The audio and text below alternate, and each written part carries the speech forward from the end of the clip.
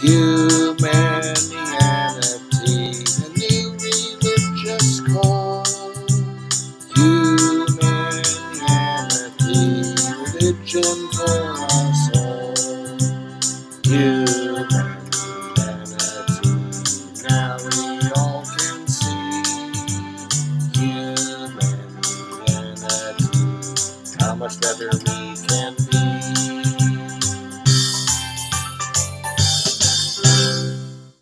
Hi, I'm Bill Van Fleet, and this is Humanianity Conversation number 49, recorded on May 8th, 2020. It is the fourth recorded conversation with Ben, a somewhat close acquaintance who has developed some interest in the concept of humanianity. We talked about the question as to whether our species can indeed improve its way of life drastically, and what our individual roles in such change would be if we wanted to participate in bringing that change about.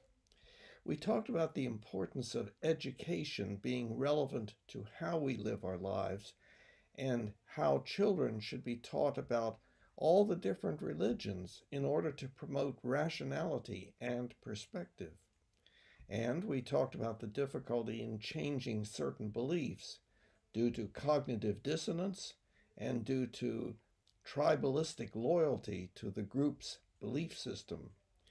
And we talked about our disagreement as to whether anger is a good thing sometimes by promoting change, or whether it motivates behavior that is almost always non-optimal.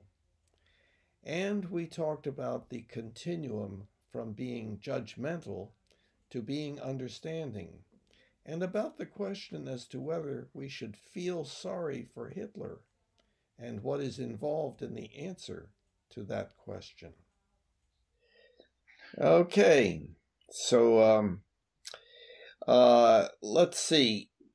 Of course, what we're trying to do is to clarify the humanianity concept and find any defects or flaws in any part of it and so forth. And so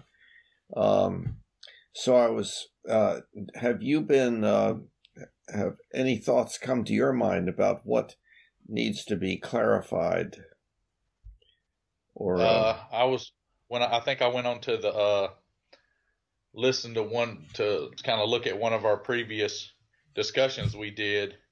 mm-hmm. It said in the little song you got at the beginning, it says religion for us all. Mm-hmm. So it kind of like I said, it goes back to it being like it kind of implies that it's a religion to some degree. Yeah, but as the website clarifies, no.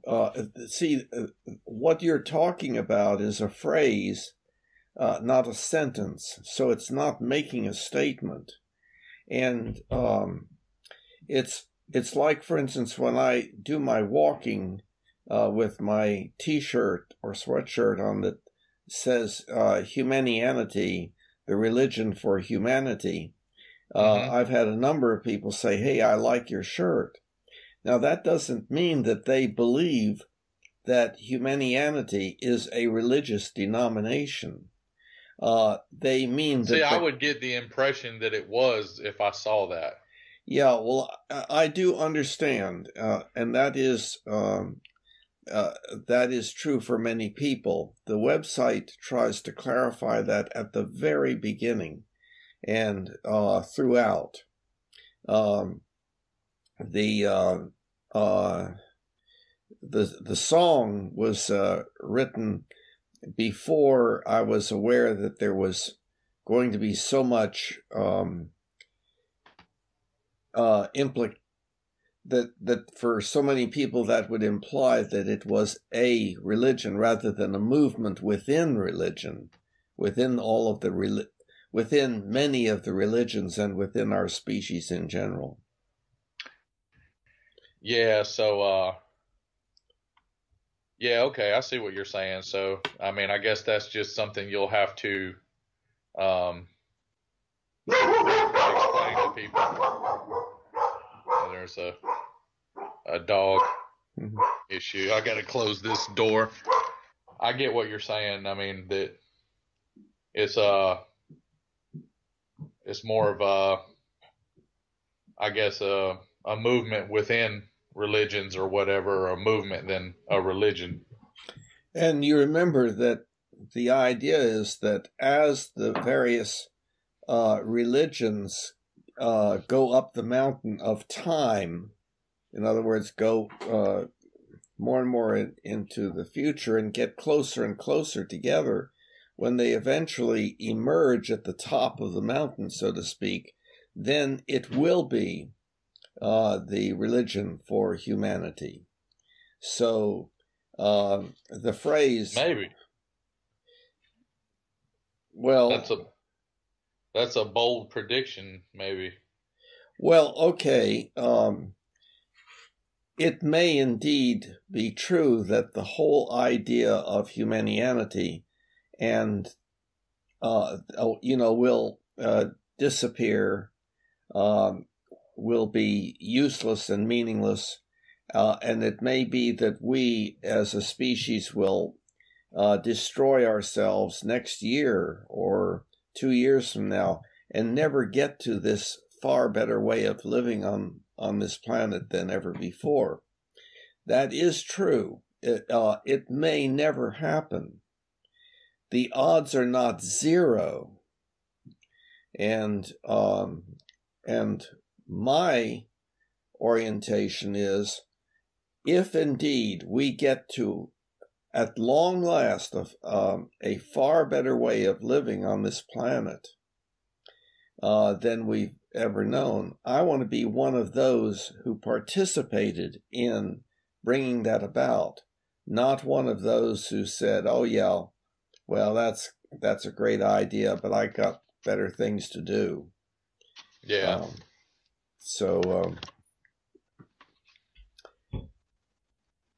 Well, yeah, and I think you gotta figure out how to successfully implement it, the concept in society. That's where it gets tricky, because you can't, if you turn on the TV much, you can't help to avoid all this going on with the coronavirus and what it's causing, and like it's exposing what all's wrong with our world and humanity. It's kind of putting it all on display. It's kind of pulled back the curtain on it, if you will. And so you got a lot of non-Humanian activity going on.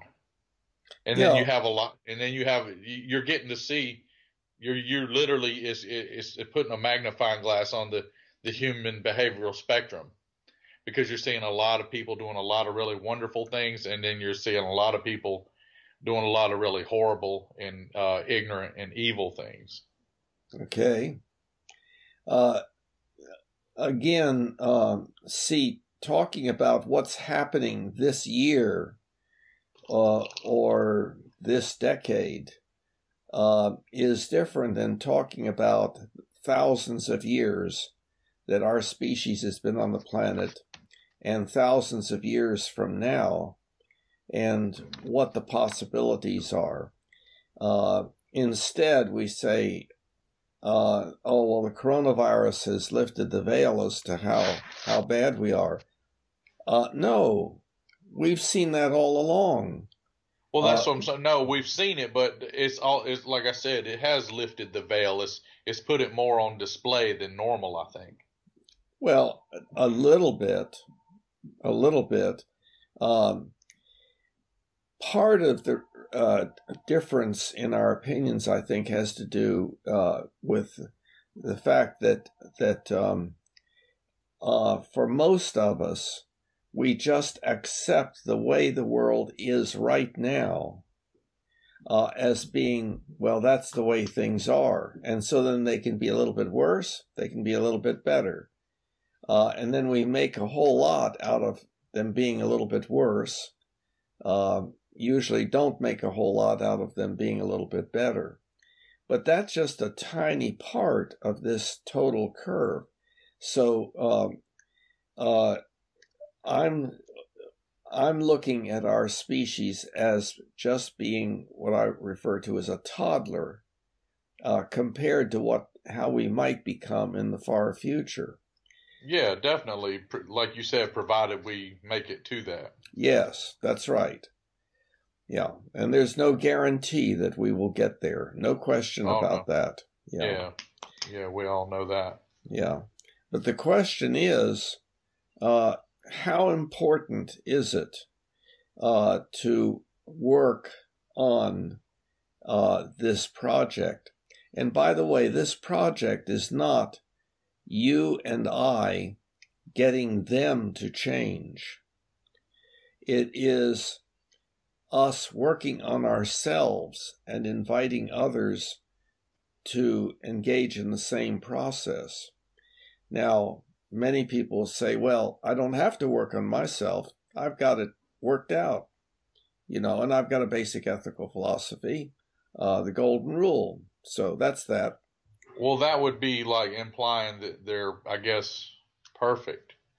If they would say that, no one's ever going to be perfect. I don't think you never stop working on yourself if you, or if you think about it in an enlightened way. You don't ever think you're there, you're complete, you're whole, you're perfect. You're always changing, always evolving. You're always trying to improve. I am. Mm-hmm. But to improve, you have to accept that you're not perfect. So you keep improving. Yeah. If you're perfect, there'd be no need to improve. Right. Perfection is just the goal to aim toward. Right. But now, let me give an example here of a more devoted effort than just, I work on me. And that is, I'm talking about our species working together to work on a basic ethical philosophy. One of the best examples of that is Bible study. And what happens is people come together as a group and they study a thing, they study something together and hear each other's opinions and so forth. I've been to it many times in my lifetime, yeah. Yes. Mm-hmm. And now these days, that becomes that has become a little bit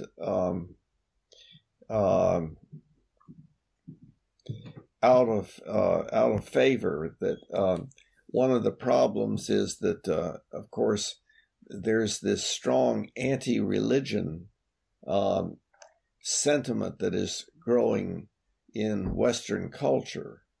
It's not true. You think it is growing? You think it's increasing versus versus religion itself? Yes, I think that's my understanding. Is that more and more people are saying, religion. That's what you got to stay away. I kind of can't blame them to some degree because some of it is crazy because once you have a breakdown of rationality and a breakdown of optimal thought and effect, then you do want to say, I mean, how dangerous is it when you start to accept things that don't make sense or that are pretty clearly suboptimal? How dangerous is that? Well, but see, those things are there within the religions because they are within us as a species, as a part of our basic hominid nature. So whatever we create, our religions, our governments, whatever, it is going to reflect who the creators of those things are. It's going to have the same things in them.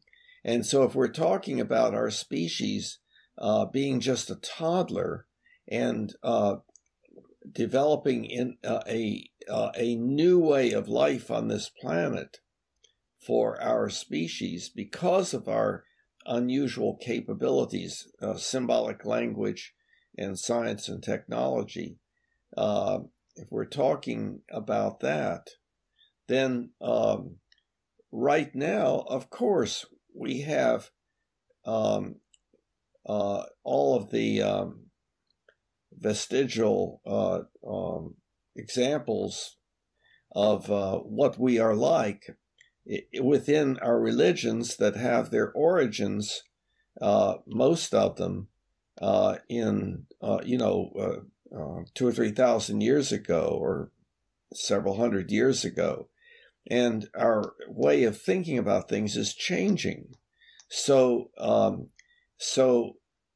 the ideal thing is then for our religions to improve and to move along in the direction of the modern world, so that they remain relevant and helpful in us working on our basic ethical philosophies. Some religions are highly resistant to doing that. I would say a lot more than not would be, because you have a lot of mythological things and things that rationality tell you probably did not happen or are not the case, that they continue to insist upon, and they're not going to want to omit from their teachings and their belief system. Yeah, and generally speaking, those religious denominations, let's say,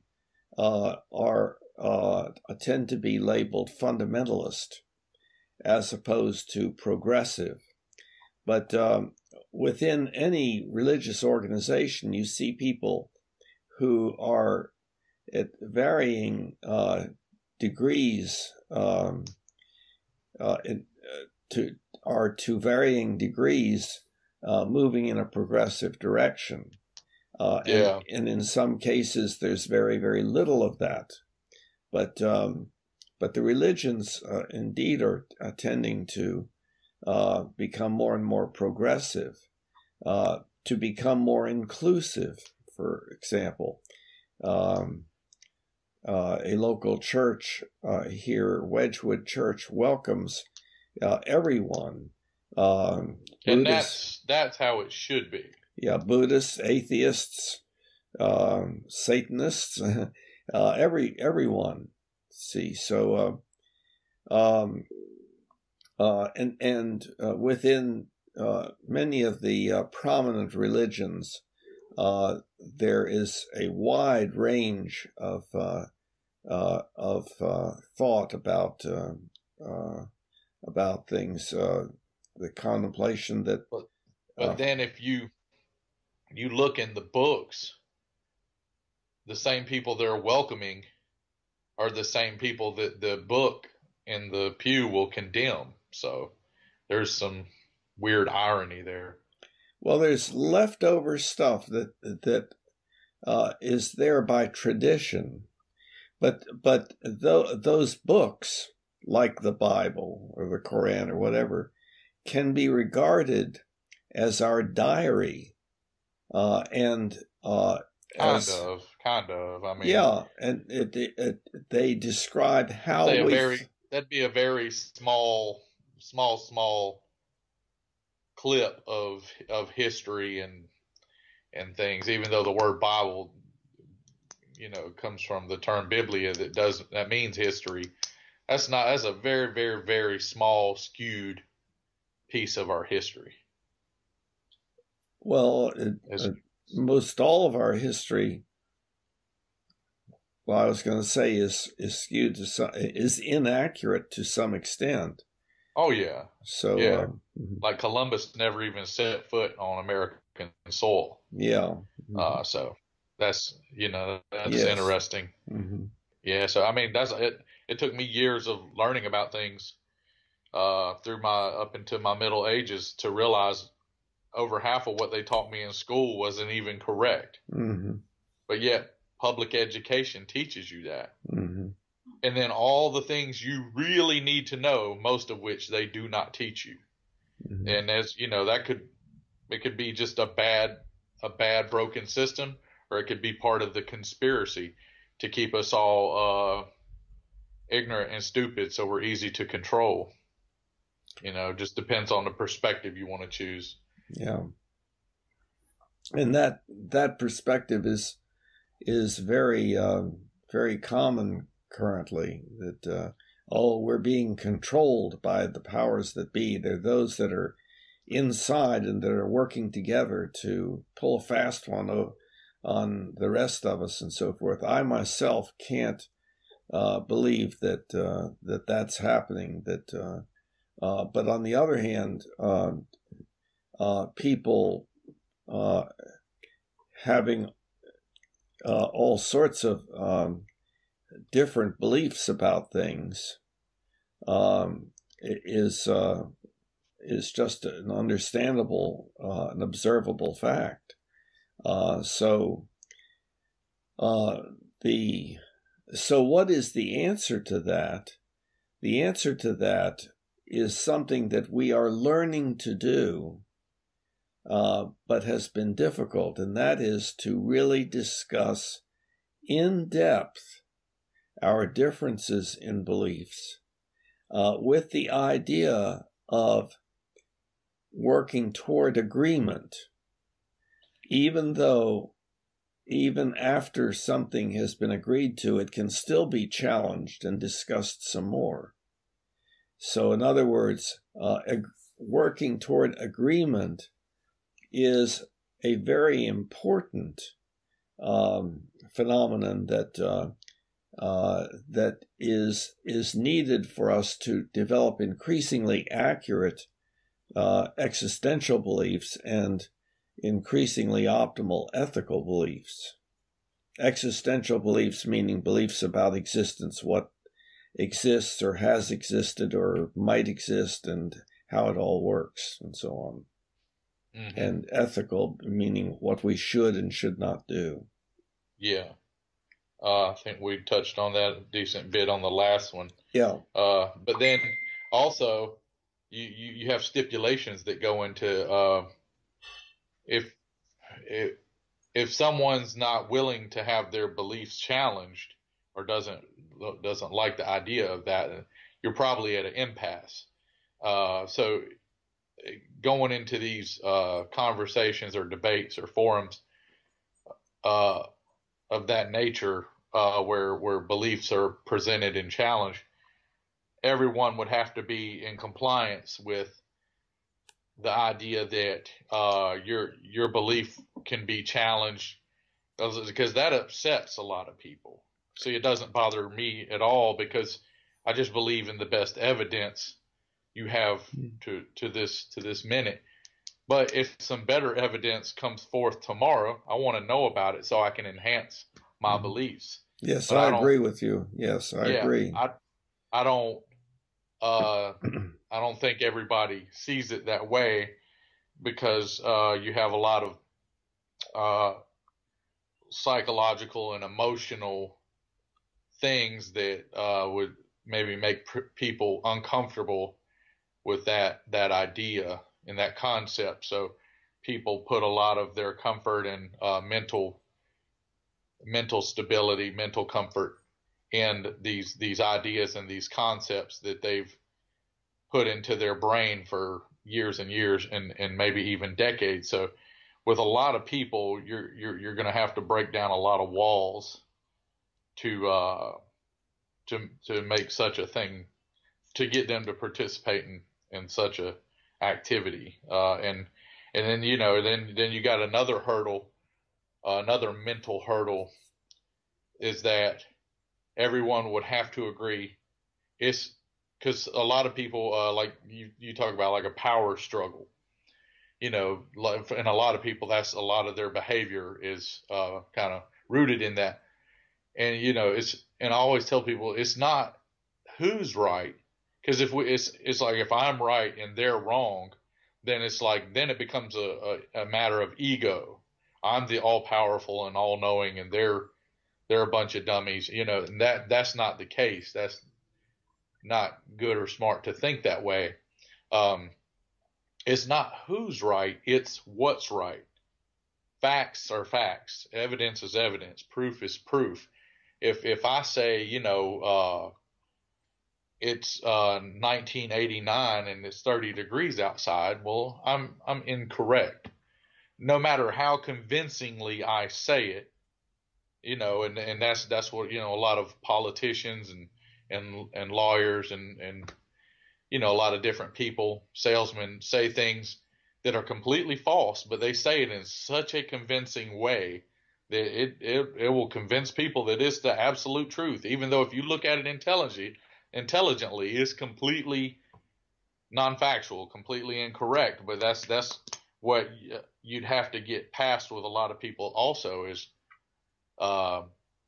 it's not who's right, it's what's right. If the information that you're displaying is the information that has the strongest and best evidence to date, then it's most likely that you are correct in that you're displaying. But it has nothing to do with you. It's the quality of the information. That's all it is.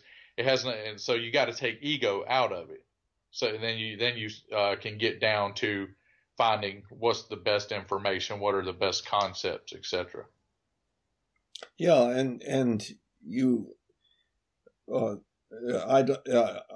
assume you probably know that is spelled out on the website and how it's referred to as struggling for dominance. We are a dominance hierarchy species, and the problem of tribalism, that we tend to get into groups that demand loyalty to the group.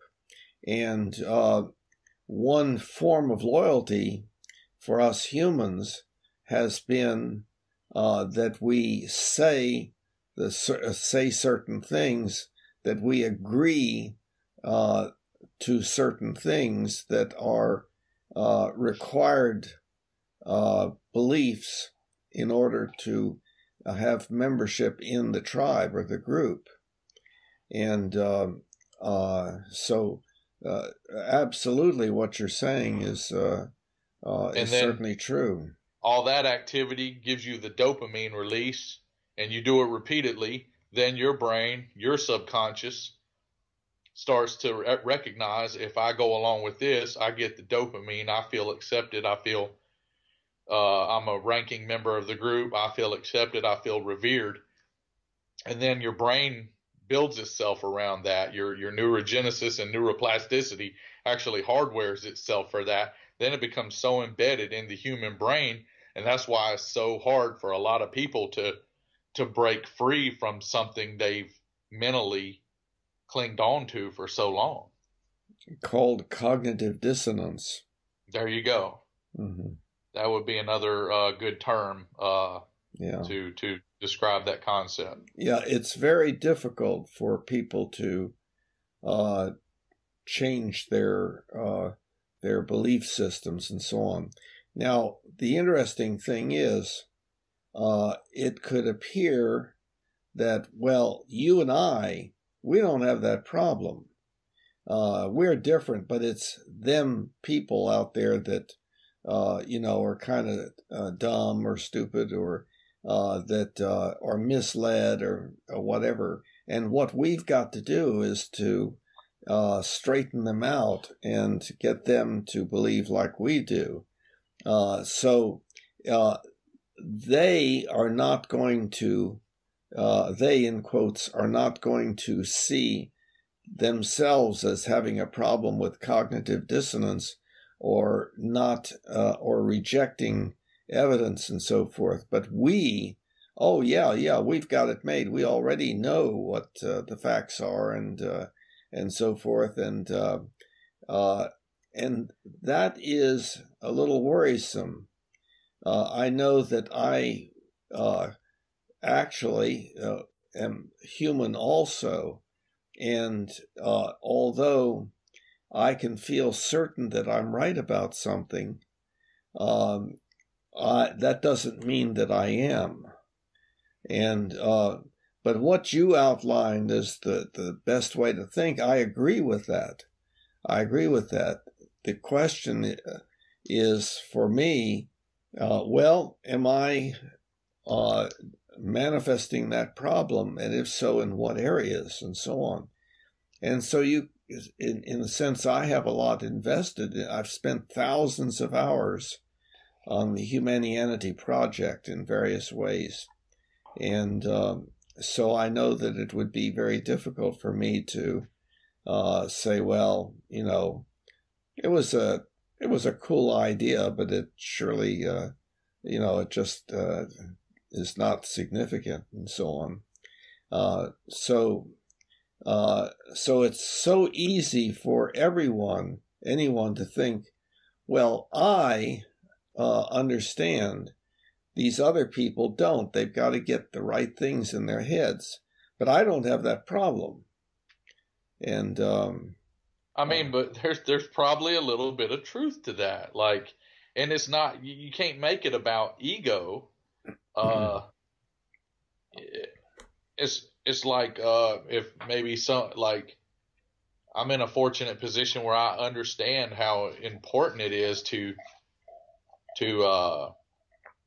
stay physically fit and try to do everything you can to make your health as best as possible. But you know, I mean, anything can happen to any of us, an accident or an illness that you don't have control over. But by staying fit and healthy, you do greatly increase the odds of your body being well and functioning well into your senior ages. I'm grateful that I have that concept, and probably a lot of people don't have that concept. They just react to what their brain is telling me. I want to eat this. I'd rather sit than move. You know, they sit on their couch, they sit in their car, they sit at work. That's all they do is a series of sitting at places, and then I'm hungry, you know, but instead of getting a salad and some grilled chicken or something like it, they get a big greasy burger and fries, and that becomes their modus operandi, and they don't really have a concept that that's suboptimal. But then, you know, the information out in the world and in the media, usually at some point they start to understand, okay, this is not good, but they still don't really have a strong concept of that, you know. And you could apply that same metaphor to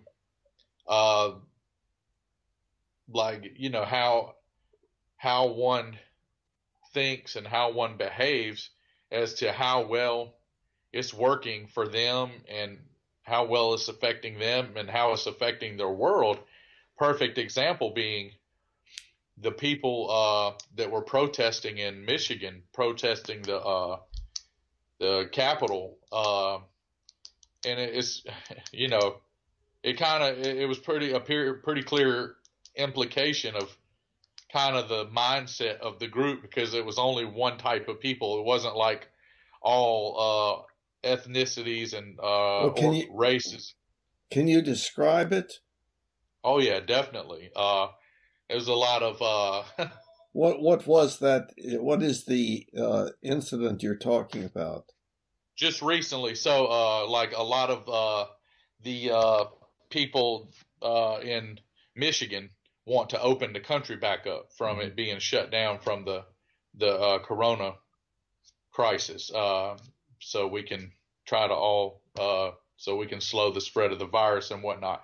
So a lot of just one very certain type of individuals, which I don't even have to say it, everybody will already know just from me saying that, went into the Capitol building, and they were they were all in big trucks with big American flags, which to me, what they're doing seems pretty un-American actually. They went in and they were a lot of them had assault rifles. I guess exercising their Second Amendment rights, but they went into the actual Capitol building, wherever Michigan's capital is. They went in there because I saw this on the news, so I saw visual confirmation of it.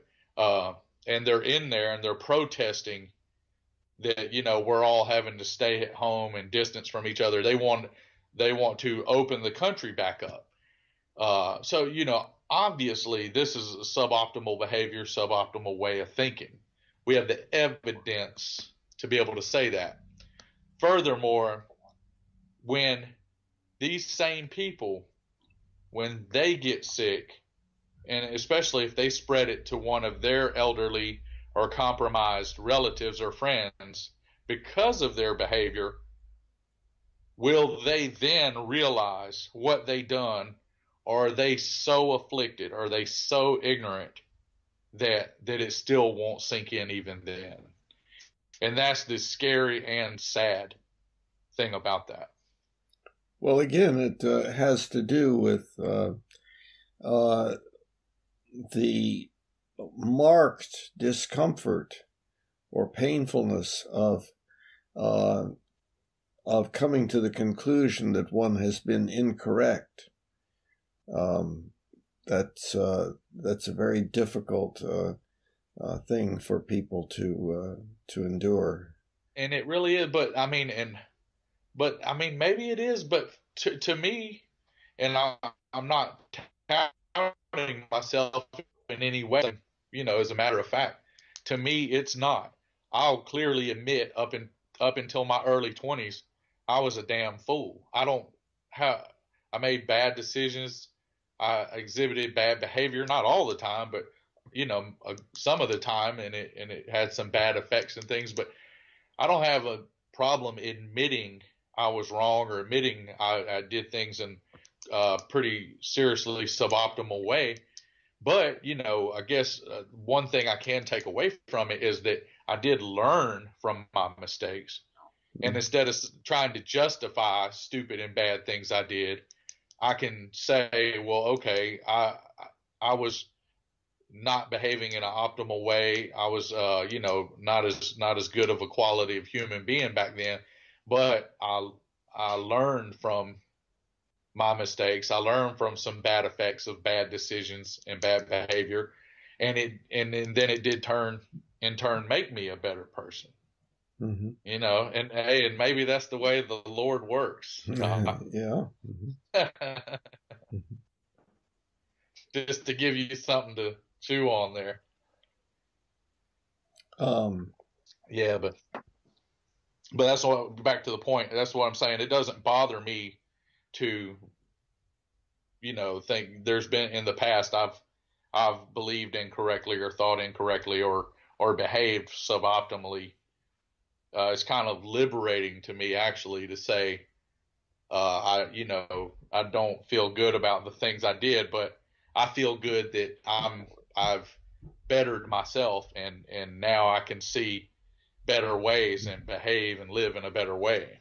Mm-hmm. So it's kind of liberating in a way, mm-hmm. But I don't really have but yeah, like you said, maybe maybe we're all built and wired differently. To a lot of people, it is difficult to let go of their current beliefs or thoughts or whatever. Yeah, I don't think it's that we are wired differently, that it has to do with our genetic makeup or something like that. It has to do with how we were reared by our culture, initially by mother and or parents, and then ever widening cultures that we're embedded in. And so we learn in those ways, and it can be very difficult to move out of the culture that we grew up in. It's done relatively frequently. People will move out from there into some other subculture or culture or some way of thinking and so on, and then that will become very compulsory, very fixed and hard to change.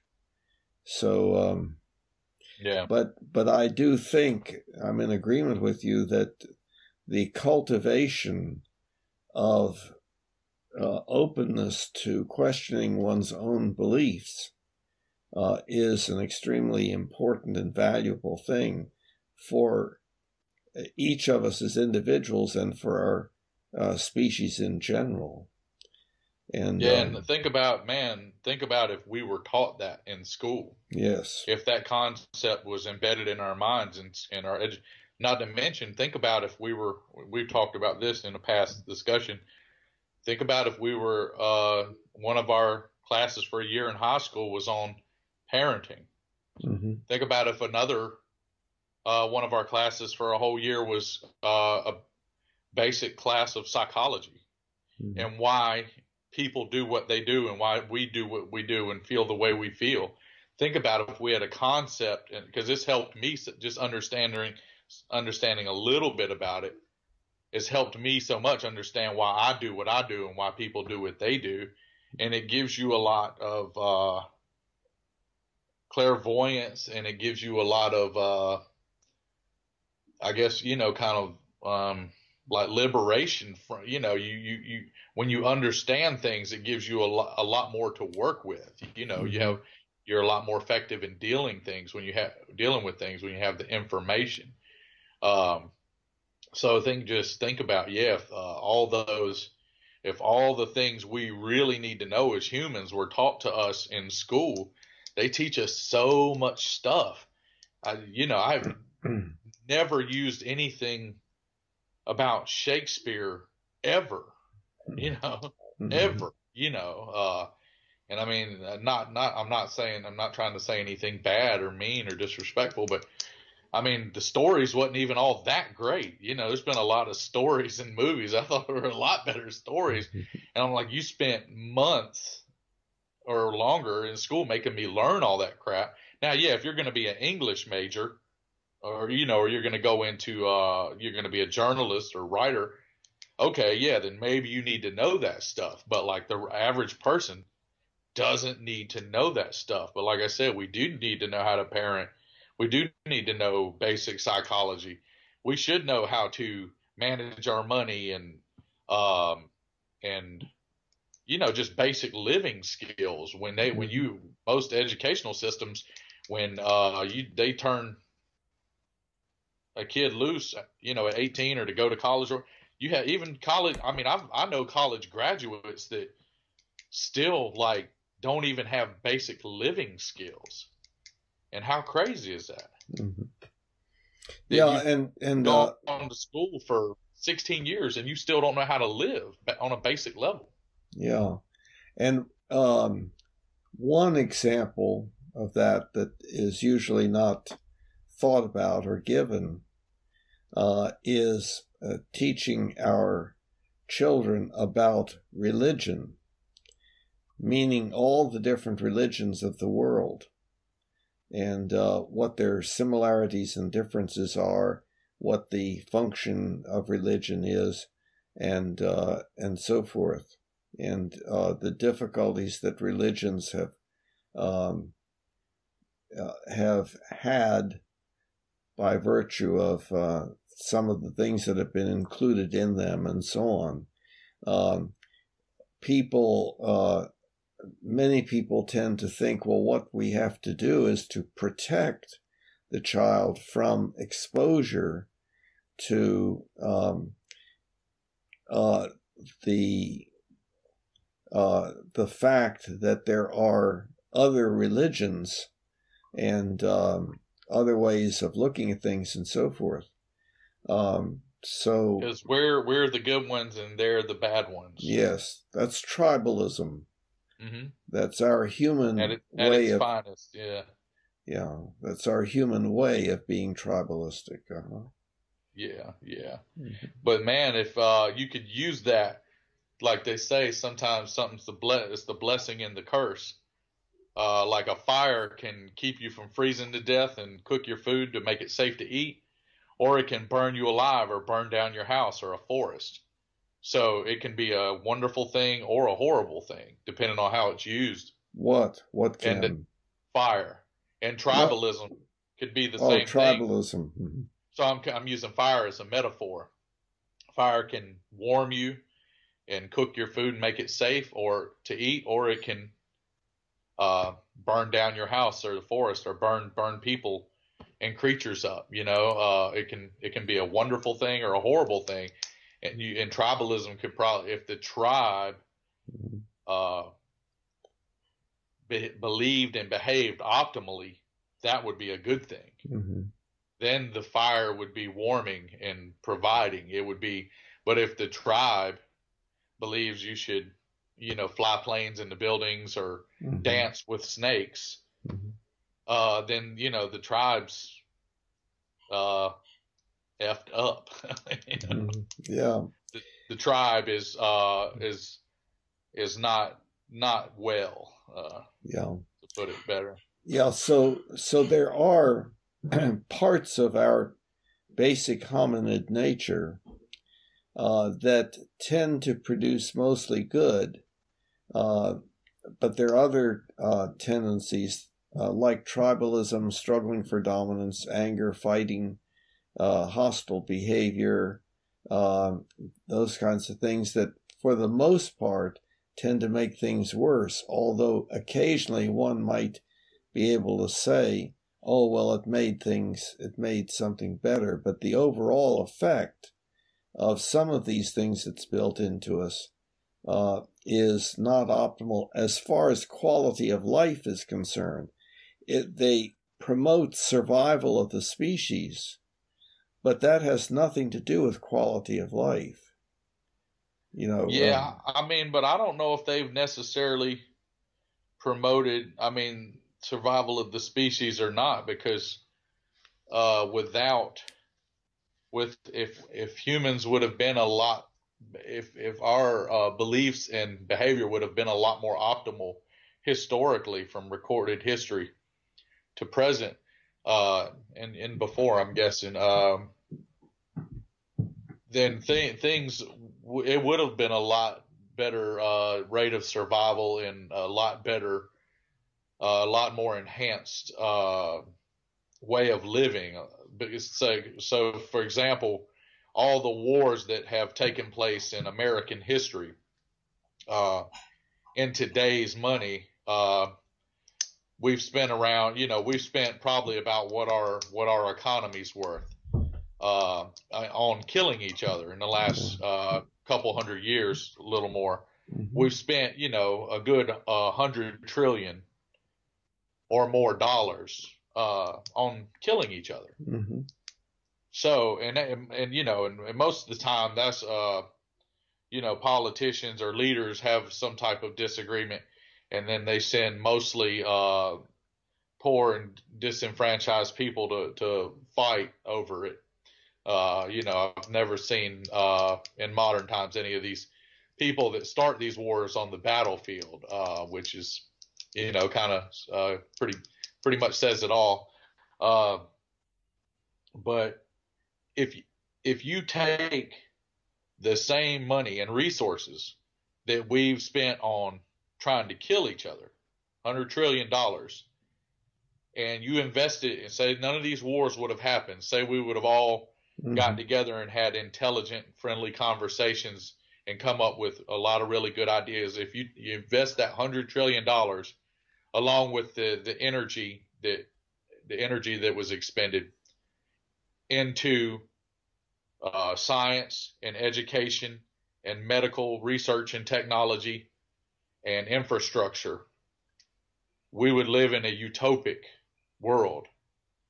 Things would be, there would be no poverty. We'd probably have cures for all the diseases that plague us.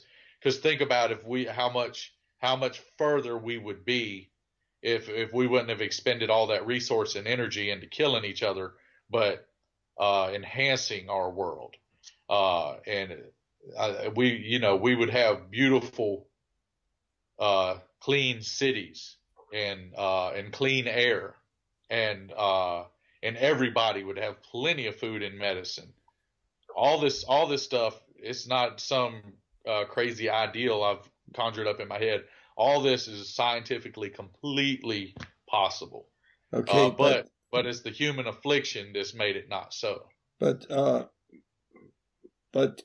this, what you've been talking about this time, seemed to be in response to what I said about survival of the species. That there was something that you did not agree with, I gather, but I'm not sure. You said the tribalism and the struggle for dominance, someone being dominant, individual or a group being dominant, or the tribes being in control and dictating, I guess, beliefs and behavior and whatnot, had a survival benefit. And I said, I don't necessarily know that that's the case, because I think a lot more people have died and suffered because of that, that type of thinking, and those types of behaviors and social constructs. But I think there was a major disconnect in understanding here between the two of us when I was talking about that some of these tendencies promote survival of the species. I'm talking about chimpanzees and bonobos and great apes and humans, that those tendencies apparently promoted survival, but had nothing to do with quality of life. So the problem is that now you're bringing up something also that I think is important, having to do with our fighting with each other not being optimal. See, that's what I am saying, is that some of these tendencies that are built into us they're very strong there and manifest themselves in things for us humans like world war and so on.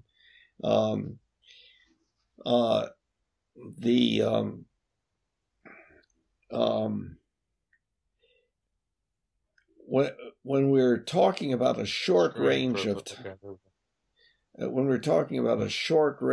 time, like a century or something like that,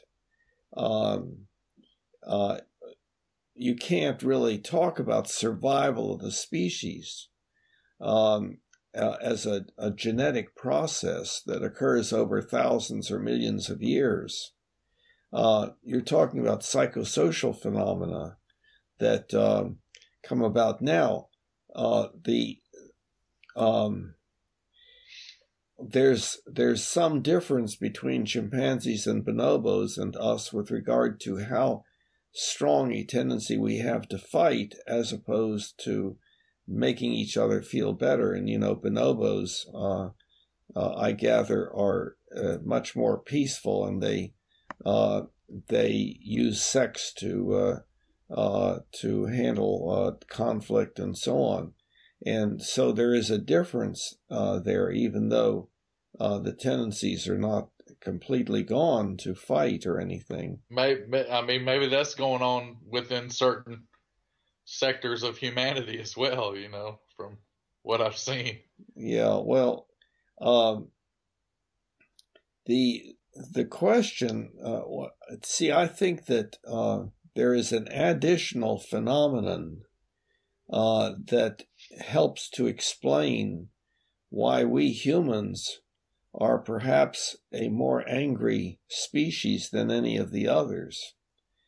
And that is that we humans, because of our symbolic language capability, have developed highly complex environments around ourselves that we have to adapt to, and that we have to rear our children to adapt to. They have to learn to do certain things that don't come naturally, and they have to learn to inhibit certain things that do come naturally.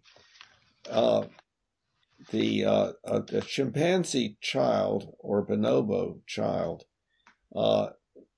most of what it does fits into the natural environment.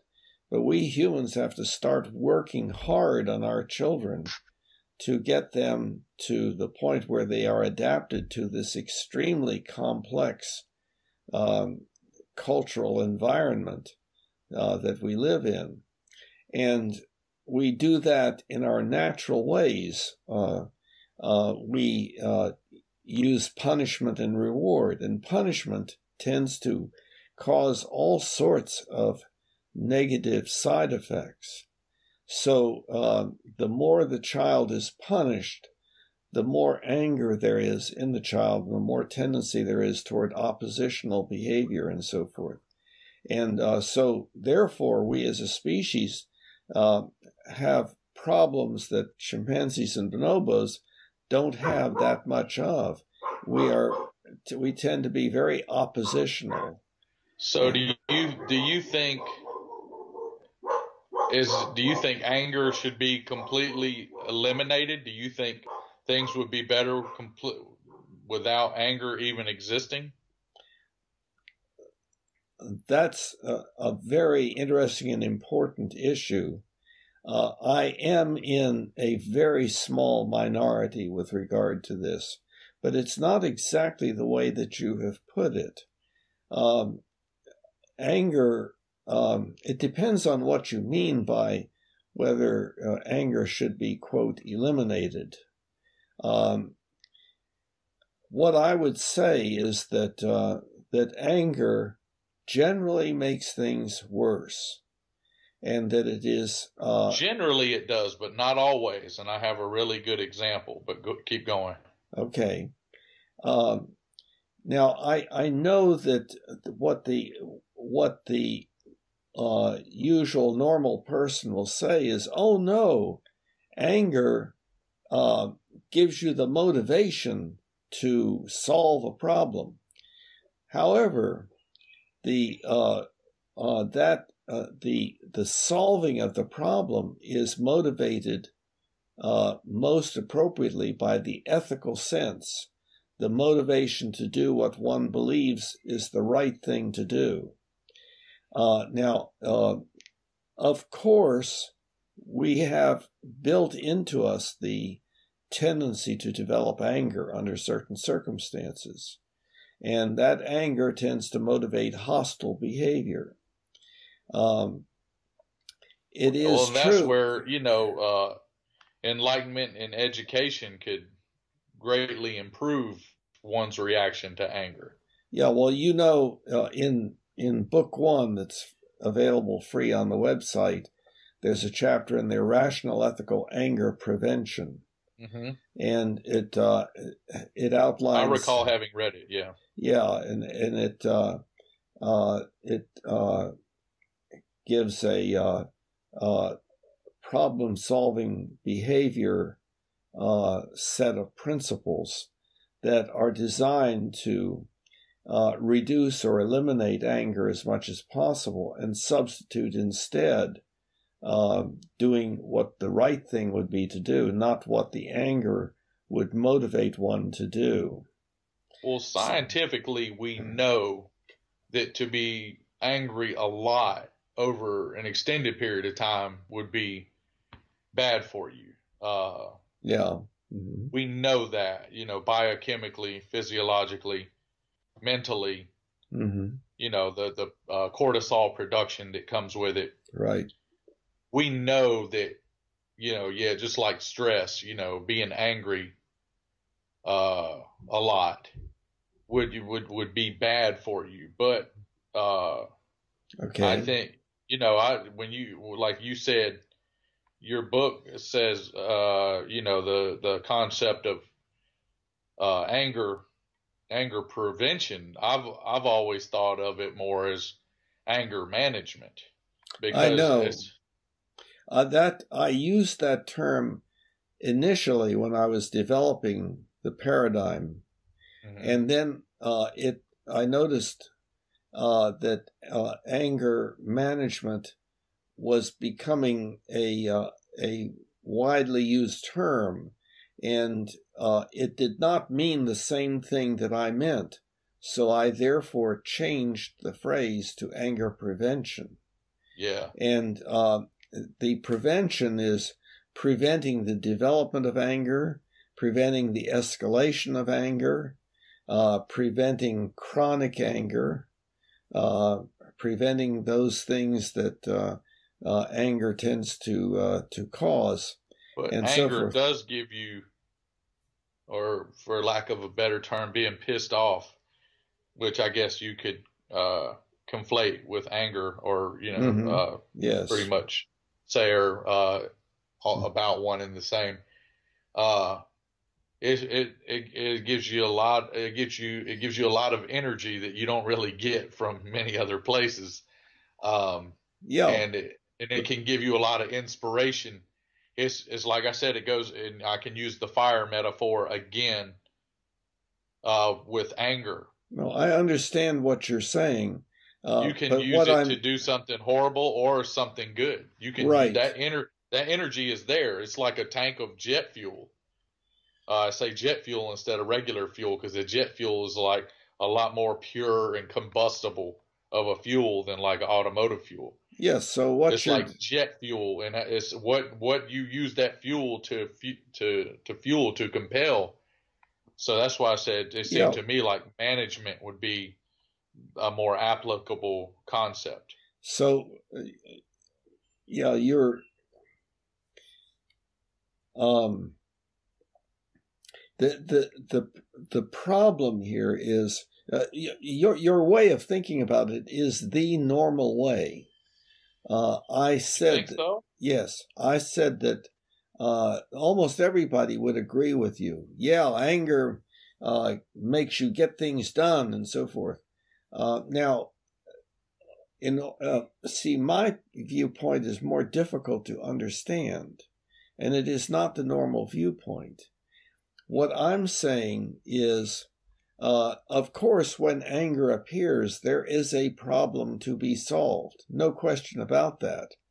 But the solving of the problem needs to be motivated by something other than anger, and that would be the ethical sense. Now, the problem is we humans don't have a really well-organized ethical sense. We don't have a well-organized basic ethical philosophy. We do to a greater or lesser extent, and in some cultures, indeed, the anger is very much a part of that basic ethical philosophy. And to some extent, it is a part of yours. Oh, yes, anger gives you energy and gets things done. It's like fire. It's what you choose to do with that energy. What do you choose to do with it? Because it's like you can take what some parascientist or whatever, might call negative energy, anger, for, they say negative energy. You can take that negative energy and convert it into something positive. See, I understand what you're saying, and what you're saying is the normal thing that most everybody would say. I don't know about that, because a lot of people get angry and do a lot of horrible things, and I would be completely against that. So I don't know if the majority would necessarily see it the way I'm illustrating it or not. I think in a certain sense they would, but let me try to clarify if I can. See, there's a metaphor that you're using, namely energy. and you're saying that you're looking at it as, oh, well, anger is a strong motivational state. So what we'll do is just take the strong motivational state and isolate it and leave out that it has anything to do with anger, and then that we will call energy, and then we'll say energy gets things done. When a person has anger, indeed they are motivated to do something, but they're motivated to do those things which generally tend to make things worse, that lead to relationship breakdown, for instance. Without enlightenment and without proper mental training, yes, it can have that effect. Well, see, that's hopping over the point that I'm trying to make.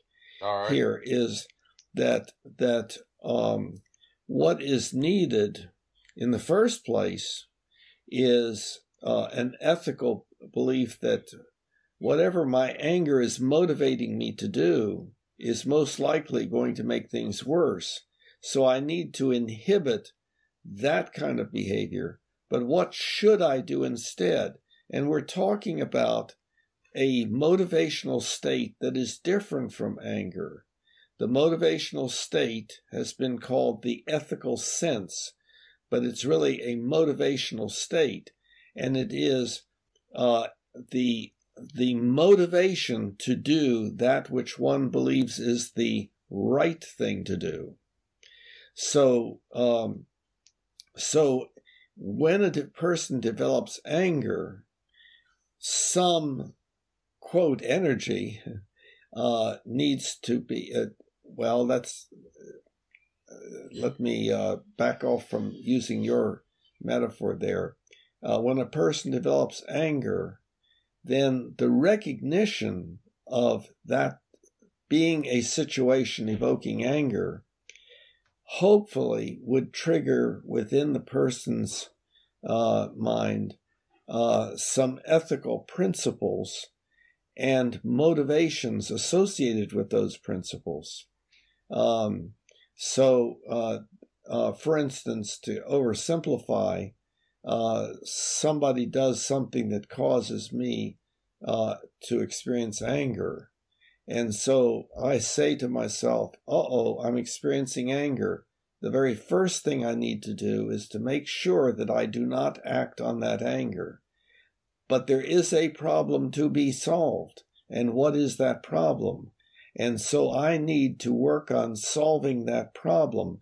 And I need to figure out what is the best way to handle this situation, such as to make the situation better and to lead to no longer anger being produced by the situation itself. See, so to use your metaphor of, anger, that's energy, and then I'll use that energy for this, that, or the other, I think that leads to a tendency to overlook the thing that is so important there, and that is that even though one feels anger, i.e., feels the effort, feels the motivation to attack, that one has to inhibit that. I'd say that'd be more of a mind state. That'd be more of a mental state. Just because you're anger in no way to me means that you should attack. But that is what the anger in a small child, before the child gets complicated ethical principles and so forth. When the child experiences anger toward his brother, what is the child going to do? Some kind of rational process to help correct the situation? You're right. No matter which aspect or perspective you take of it, whether it's prevention or management, either way will require training, will require acquisition of knowledge and practice of methods to accomplish, to manifest. Yes. But I would think, are you implying that there's no such thing as justified anger? Well, now you introduced a new term, justified. And see, that gets back into normal thinking, which is, oh, well, he had it coming to him. He needs to pay for what he did, etc., etc. So we love punishment and revenge. But then the revenge. So you can't over victimize it's almost like, and that's a big part of the kind of the hyper liberal affliction I've noticed is people, the person who gets the revenge, or if you want to call it justice, whatever, settling the score, whatever, it's all pretty much a similar concept. The person who gets settles the score or gets the justice or the revenge actually becomes victimized. We completely tend to overlook the horrific thing that made them want to strike back or settle the score or get the revenge in the first place. Like if someone comes and does some horrible thing to another person, and then you go and punish them for doing that. You can't make the person that's reacting to something negative or horrible. You can't all of a sudden turn them into the bad guy. Vengeance is a lot more of the problem than revenge, because without vengeance, you don't need revenge.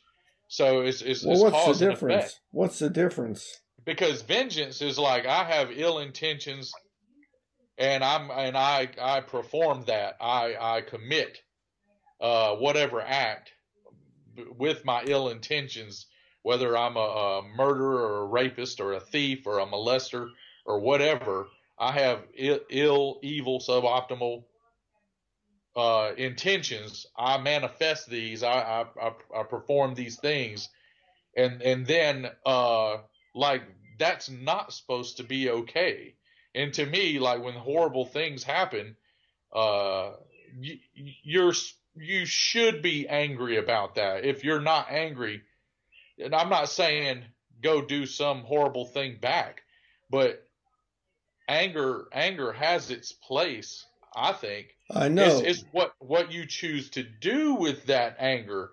It should be thoughtful and optimal. Yeah, yours is with that anger. Right. Yours is the normal viewpoint. I think there is less disagreement between the two of us than seems apparent, but there is some disagreement. And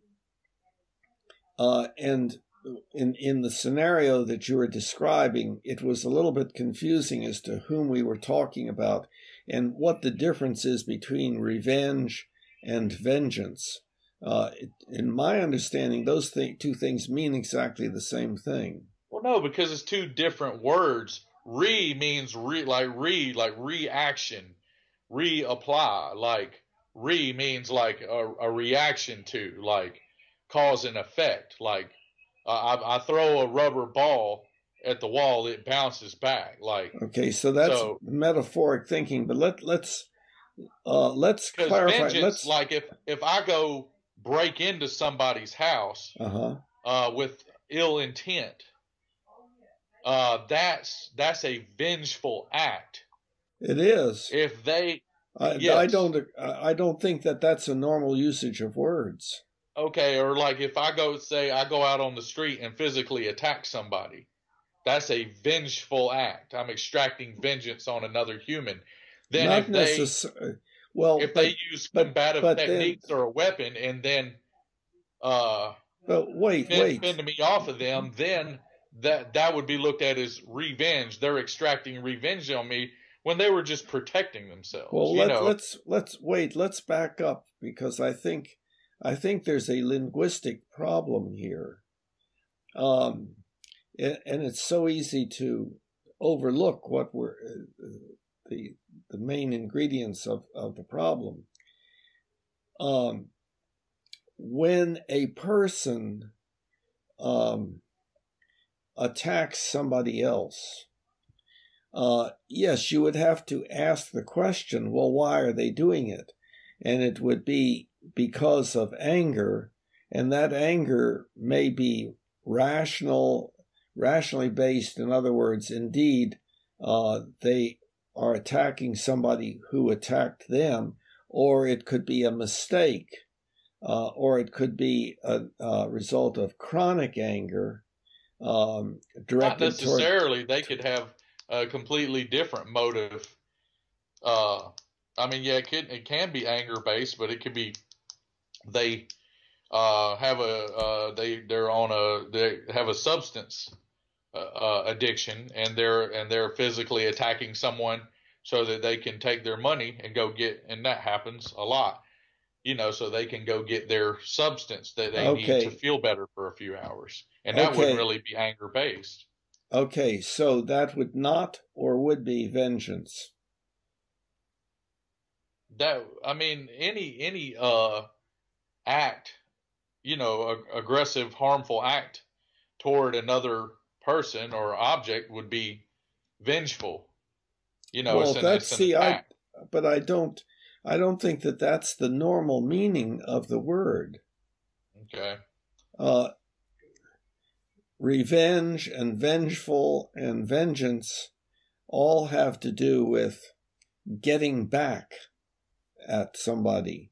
And it can be getting back at one person because of what another person did who is seen as being in the same group, or something like that. But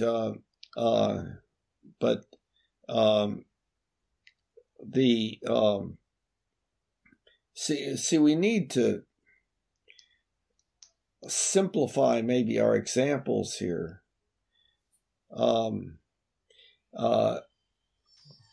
Let's say there's no problem between A and B, and then all of a sudden A does something that causes B to experience anger. Now,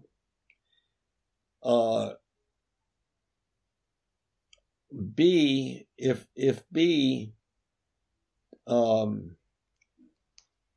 develops that anger and engages in hostile behavior, you can say that that is revenge for what the other person did. But the thing is, it may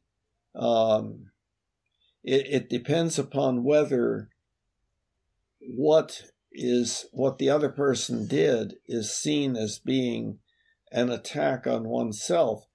As an example, not being submissive in the situation where there's the expectation on the part of B that A submit to B, and A says, no, I'm not going to do that, and then B develops anger toward A, you could call that revenge against A for refusing to submit to B.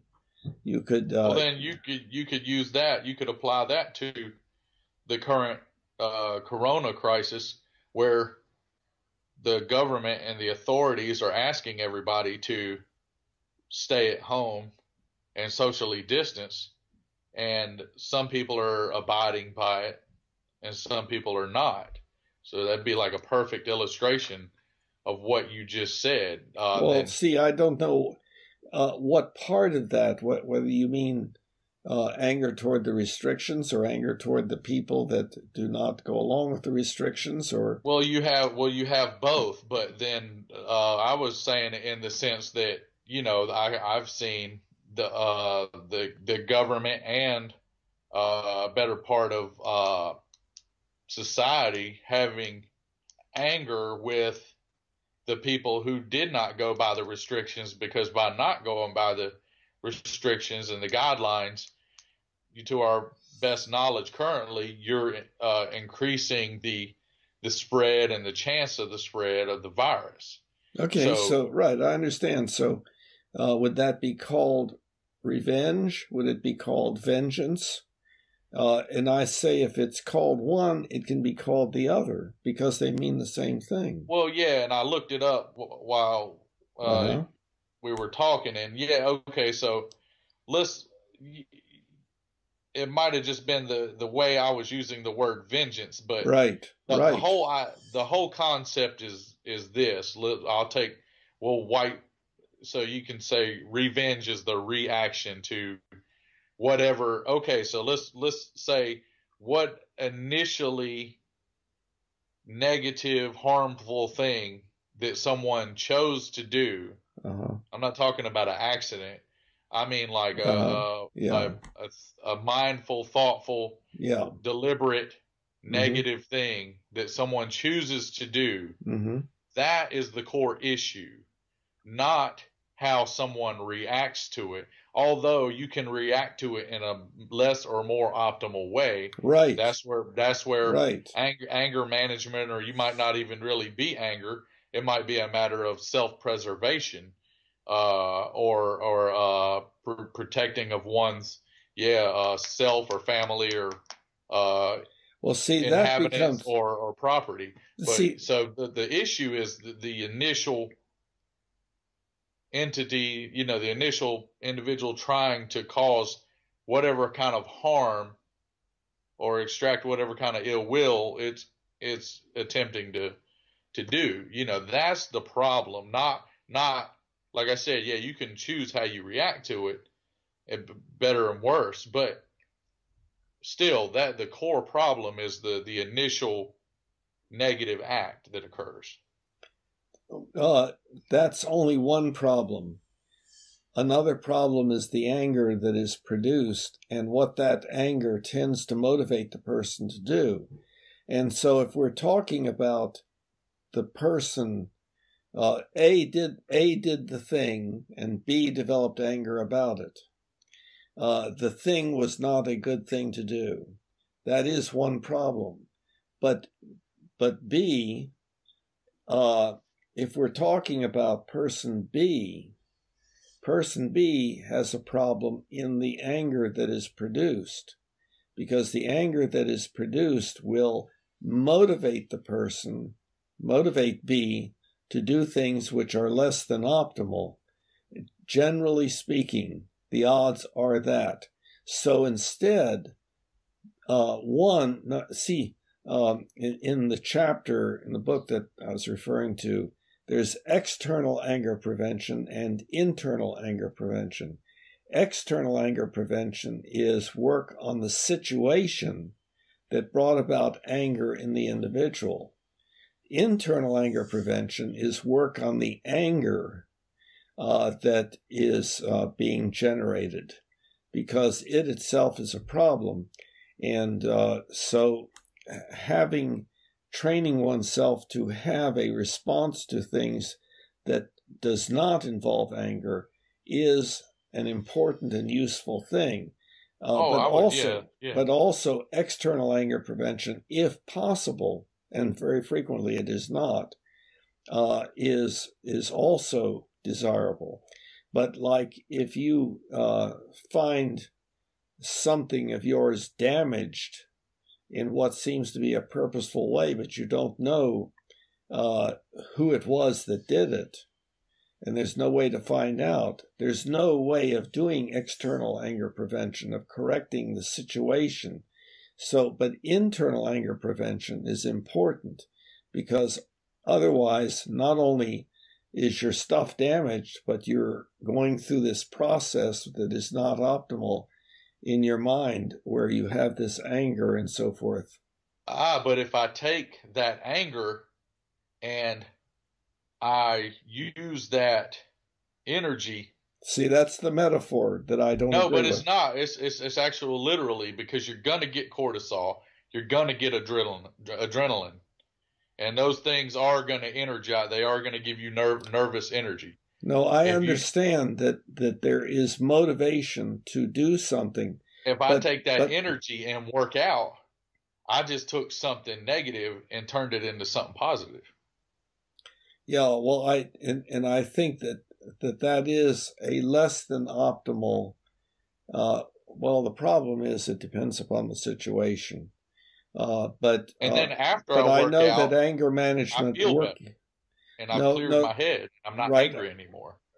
Yeah, I understand that those things can happen. Yes, but the problem is that we're talking at cross purposes and interrupting each other and so on, and a full idea doesn't get across. At least my full idea doesn't get across. Well, go ahead. I'll give you the floor. Well, but see what you're saying. I understand. Yours is the normal set of attitudes that almost everybody has, and one of the ways of dealing with anger management is indeed working out. I agree with that. I understand that that's what people say. So that's why I changed the phrase to anger prevention, because I'm talking about a whole different approach to things. I'm talking about the changing of the interior of one's mind such that what ordinarily would produce anger does not produce anger. But most can people, that be done entirely? Can that be done? So anger prevention, are you suggesting that all anger can be prevented?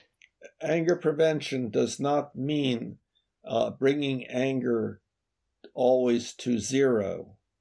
Okay, because it means that is a goal. Yeah, or that's what I'm saying. But then, are there? So, but wouldn't we still say there's sometimes that we should be angry about things like No, harmful things happening or great injustice happening? Shouldn't I be angry about horrible things happening? No. I shouldn't be angry about someone doing something rude in traffic or trivial things that don't really cause any harm. That it would just be wasted energy and unnecessary stress. I can see what you're saying. Don't let the things that shouldn't make you angry, or at least that's how I'd view it. But then, so then back to what I was saying. So when horrible things happen, unnecessarily evil things happen, I shouldn't be angry. And you said no. Correct. That does not mean that one should not feel bad about what has happened. Okay. No question about that. All right. One of the things that can be helpful, I think, in understanding what I'm trying to get across is the understanding of a continuum that exists between two extreme ends. And the two extreme ends, at one end is judgmental, and the other end is understanding. And the more that one gets toward the judgmental end, the more one is likely to experience anger. And the more one experiences anger, the more likely one is to engage in, quote, revenge or vengeance, is more likely to do something that will make somebody else suffer. The more one is at the understanding end, the more one is likely not to have anger. That does not mean that they believe that what the other person did was, quote, okay, and it does not mean that nothing should be done. But the question is, what should be done? And anger and revenge is, revenge, hostile behavior, that sort of thing, generally tends to make things worse. And there's examples, concrete examples. Well, I have a pretty good example that would illustrate almost, and it might be an exceptional case, but I have an example that would illustrate almost the opposite of that. Okay, go ahead. So back in, I saw this story on one. I watch a lot of these crime shows about the old gangsters and stuff. And the story I saw about Al Capone back in the late 20s and the early 30s when he ran Chicago. I'm guessing you and anyone else that might watch this probably knows who Al Capone is. Pretty widely known character in American history. So he's a notorious gangster in Chicago. He had a big part in the prohibition and the illegal manufacturing and selling of alcohol and stuff when we were going through the prohibition, and rose to power through that amongst other criminal activities. But even though he was a hardcore gangster and kind of like mob boss of the time, he had a love for children. He considered kids very innocent and precious. So he heard that some children, even back then Chicago was a big city, big populated area. He heard that some children had been abused, I guess physically and maybe in sexual ways around that area, in the Chicago area. And he put the word out, throughout the town. If I get word of any kids being harmed in any way, physically being molested, whatever, like that'll be it for you. And he's not going to come take you to jail and due process, and they're going to put you in a cell with cable TV and all that. He's not. So anyway, they said the reaction to that, they said the child abuse rate in Chicago, in that area, for the years that his reign of power was in existence there, was basically zero. So here's this hardcore gangster, this maniacal being, but he has this one benevolent aspect about himself, and when he heard this bad information, got this bad information, it angered him, and of course this is probably suboptimal on certain levels. However, the effect was highly optimal, because he put the word out. If anybody hurts any kids, I don't have to really illustrate what would have happened. You can finish drawing the picture for yourself. Hardcore gangster. He's got a lot of tough, mean guys working for him. So they said the child abuse rate was like zero for the time he was there, and he reigned in power there. So multiple suboptimal things led to a very optimal thing, because I don't think such a thing has happened since then. So it took a hardcore gangster with the tool and the methodology of fear to eliminate something bad. But the problem with that is you're taking a look at just one part of the total situation. That's what I said. It was like at the beginning I said this is probably an exceptional situation. However, it still happened. It was still the case. Exceptional to what I was saying. An example. And it shows you it was if you use that area of society in that time period, it shows you the effect of something bad was happening. A certain entity was angered by that bad things happening, and then it used this method to prevent it, and it was highly effective, more effective than almost anything. Yes, but you're looking at one part of the total situation. That would be like saying that a very powerful dictatorship, where everybody was afraid to speak up against the leader, but that's comparing apple to oranges, because he wasn't saying.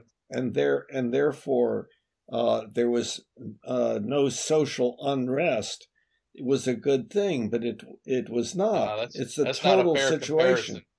That's not a fair comparison. But I'm talking about the total situation, that maybe for Al Capone to be able to scare everybody about a particular thing is about a particular thing.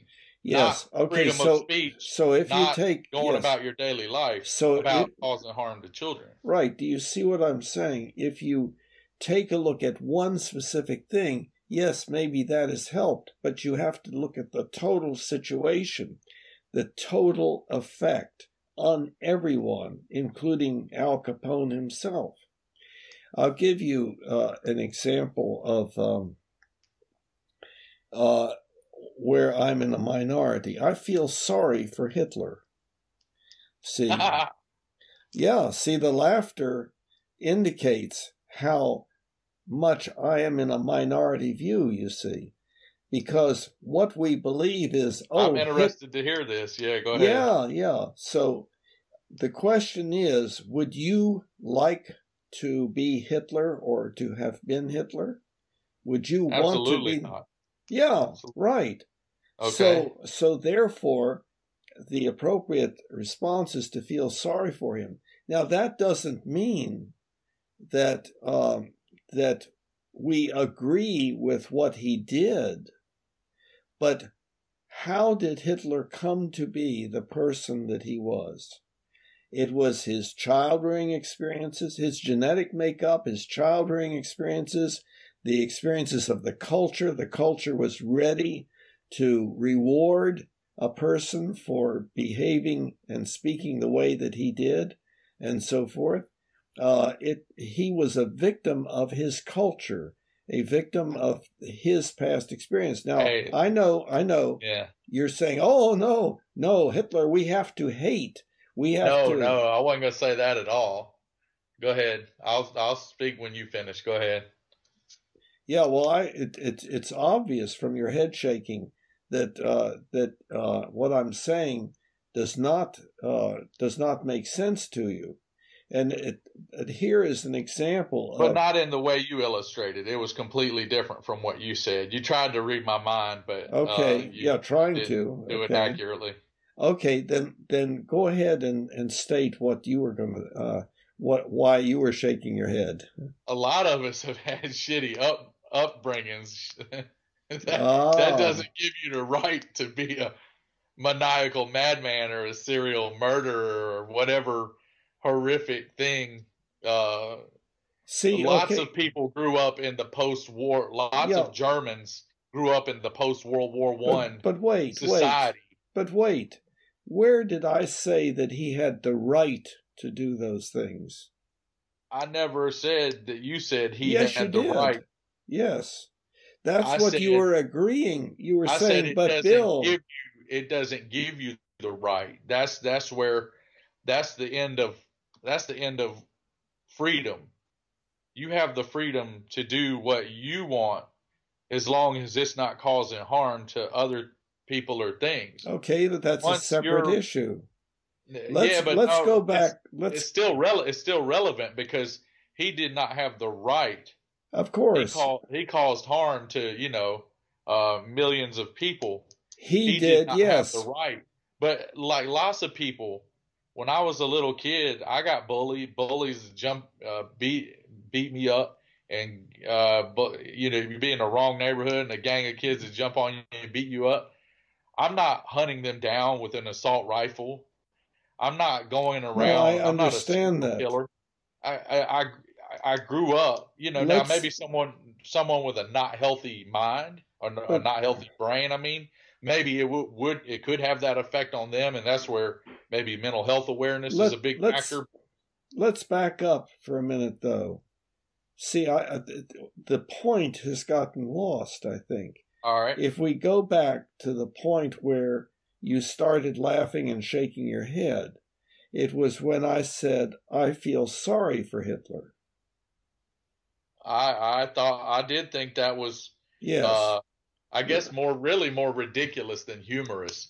I guess because my I'm kind of a humorous person. I kind of laughed at it because I'll laugh at things that Are ridiculous. seem ridiculous. Ridiculous but no, means something to be ridiculed.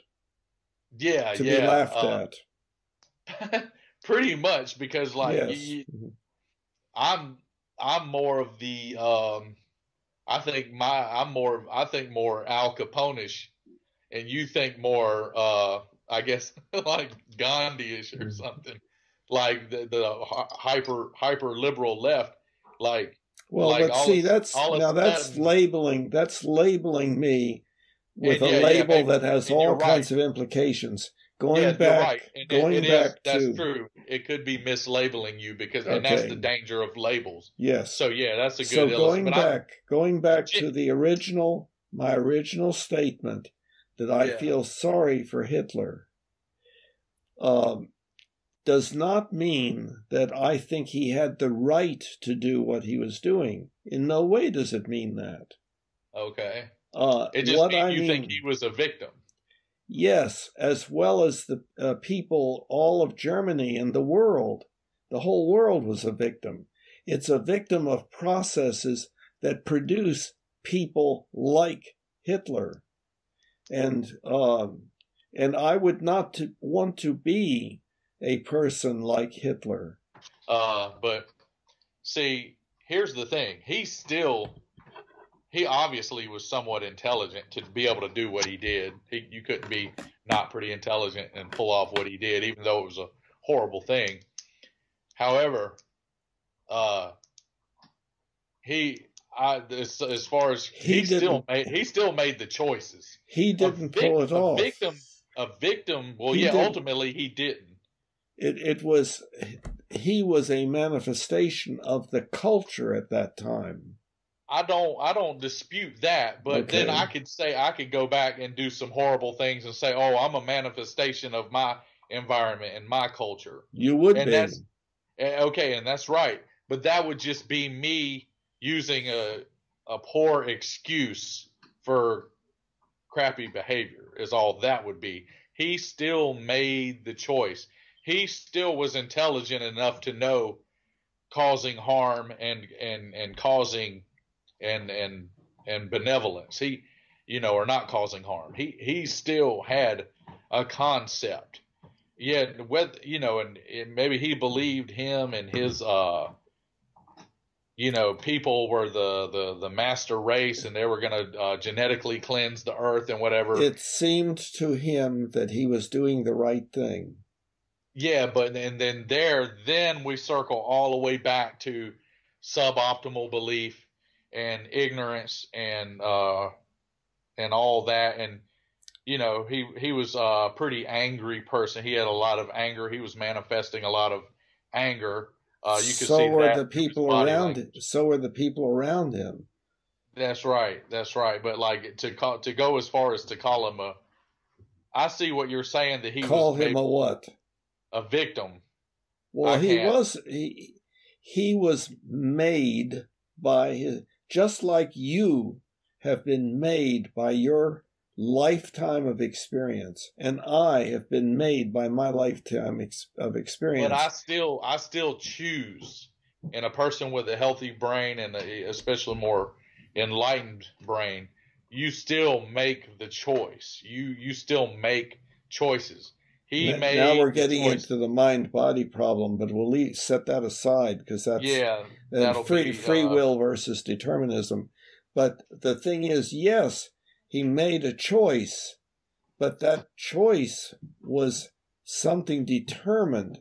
I guess you're seeing him as an agent free from the rules of the universe. No. Yeah, he got the ideas. He was maybe influenced and got the ideas and the construct of his persona through his upbringing and environment.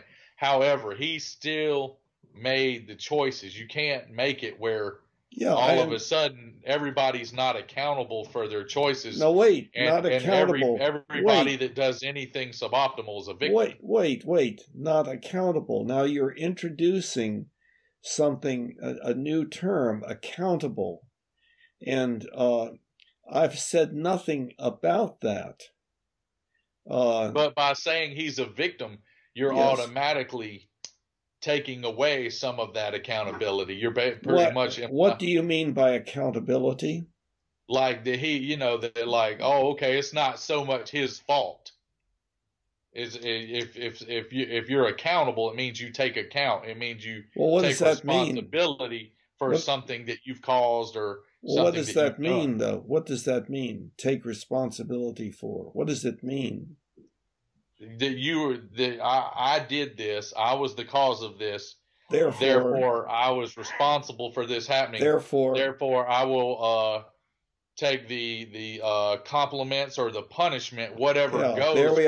There we are. See, in other words, it is our belief in punishment that is so strong, and yet I would maintain it has not solved our problem yet. It makes things worse. The more we punish, the more we continue to be like we've always been. But isn't that presuming that everybody has? You're presuming it on the basis that everybody has the willingness and or capability to be rational and ethical. No. Whether we are rational and ethical depends so much on our life experience, especially our child-rearing experience of being reared as a child, but well beyond that also. Yeah, I think, see, Hitler, a lot of time, a person with ill intent, say a bully on a school or a neighborhood playground. Why is a bully a bully? We already know that because he's experiencing suboptimal things in his household and his environment to cause him to behave. But he's doing to others what has been done to him. Yes. Okay. Yes, like a reverse of the golden. It's like the golden rule gone wrong in reverse. Yeah. Yeah. So, but still. But I don't know. Maybe that's not the case. Maybe that's not always the case with a bully. But because bullies come in many forms and fashions. It is an oversimplification. But the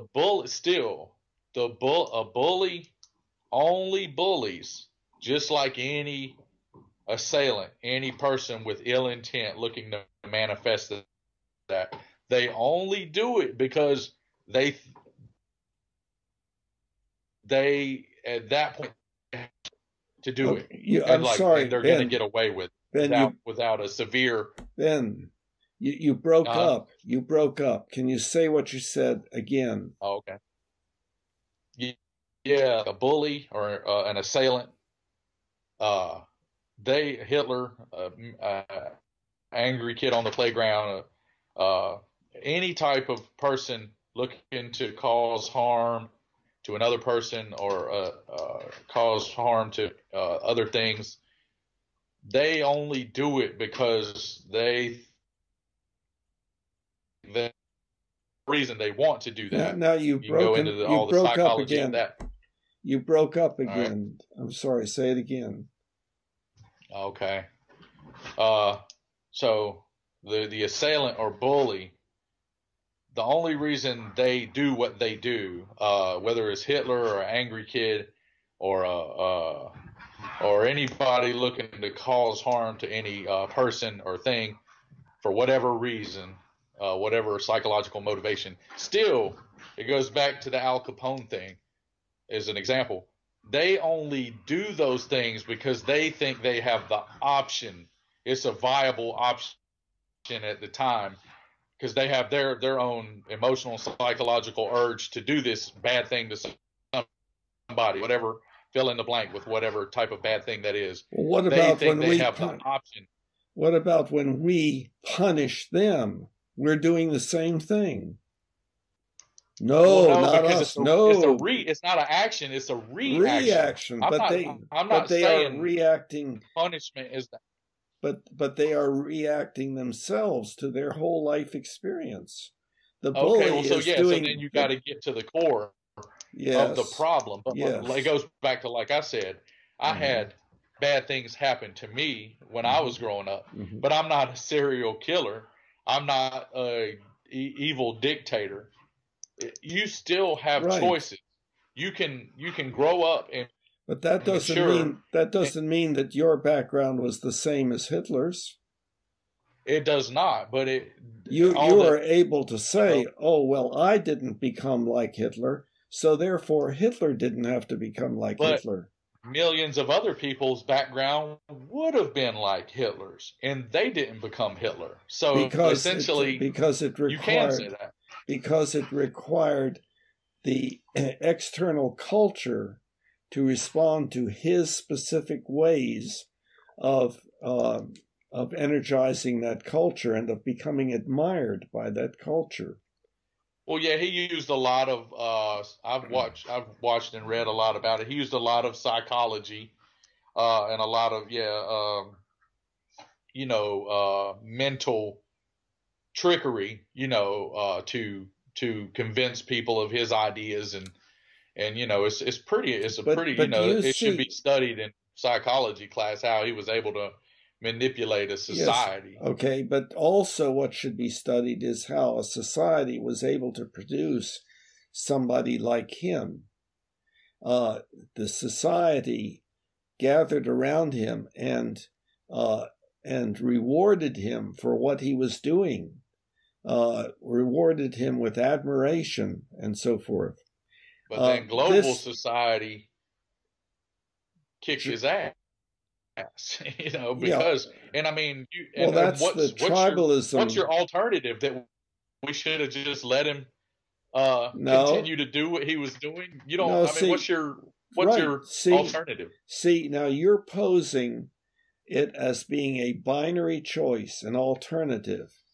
Either you have to hate Hitler, or you have to just let him do what he's doing. No, those are not the two alternatives. And I don't. You took my words and made them into something else on that. I didn't really say anything about hating him. I just think more like he should. He only did what he did because he thought he had the option. But I feel sorry for him. If he knew he didn't have the option in the first place, he wouldn't have did it. He wouldn't have tried to do it. If he feared hardcore consequences, he wouldn't have did it. He believed he was doing the right thing. Maybe I don't know. I don't know about that. I think he was a power addict, kind of like our current leadership. That could still be true. Addiction is something that is very difficult to deal with. As far as being based on a moral principle, that's you're going to have a tough one on that. But yeah. But okay, even still. So here is a situation in which you have a very strong belief, such that when somebody else came along and said something different, it produced laughter and head shaking. Bill, how could you be so fill in the blank to think something like that? So here, on the other hand, here is another person who has done a lot of thinking about these things and has a different belief than yours. But for you, the same for me. For you, I know what the right thing here is. And this guy who's disagreeing, he's just kind of misguided or off his rocker you have a tendency to put a lot of words Or yeah, dude, it seems like you're doing a lot of mind reading and Attempted filling in the mind reading. filling in the blanks. Yeah, filling in the blanks of what I think and what I say. Yeah, and it's but when usually incorrect more than not. But when you laughed and shook your head, ordinarily, what would you say? I think if you were a Jewish person, you're breaking you might up. think differently about. I'm sorry, you broke up. But no, I understand. I understand that I am in a minority viewpoint. I understand that.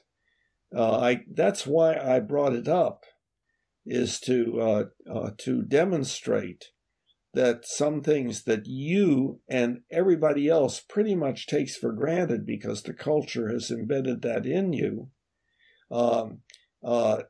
make it seem like, well, this guy has just said something foolish. No, the culture hasn't embedded it in me at all. The culture, it's what I can clearly, like if you have a cancer in your body, what do they do to it? A lot of times they isolate it and remove it. If it's an isolated cancer, they remove it. They don't hate the cancer or preach against the cancer.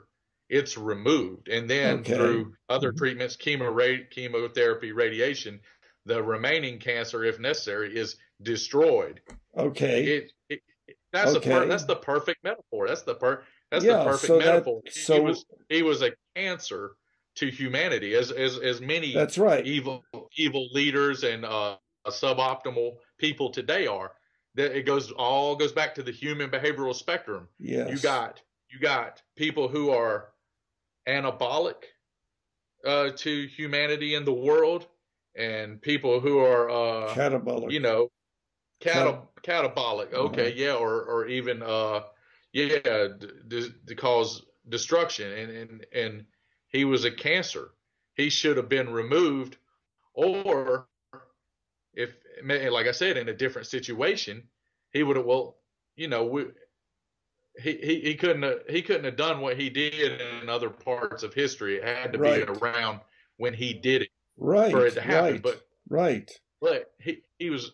You're saying I said to hate him. That's the thing. I don't hate anything, so that's not even a part of me. So you just don't feel sorry for him.